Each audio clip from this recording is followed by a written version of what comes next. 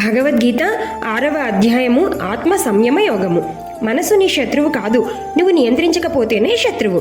నువ్వు ప్రశాంతత ఇస్తే అది దేవుడు ఇచ్చిన అద్భుత శక్తి.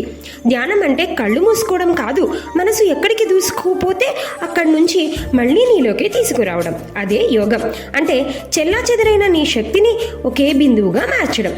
కృష్ణుడు చెప్పింది ఇదే. తన మనసుకు యజమాని అయిన వాడే ఈ ప్రపంచంలో నిజమైన రాజు. ఎందుకంటే మనస్సు నిన్ను నడపడం ఆపినప్పుడు నీలో దాగిన బలం, ధైర్యం, పరిష్కారాలు, దైవ స్వరూపం అన్నీ బయటికి వస్తాయి. ఇప్పటి కాలంలో స్ట్రెస్, ఓవర్ థింకింగ్, యాంగ్జైటీ అన్నీ మనసు ట్రైనింగ్ లేకపోవడం వల్లే. ధ్యానయోగం చెబుతుంది మనసు వైల్డ్ హార్స్ లాంటిది.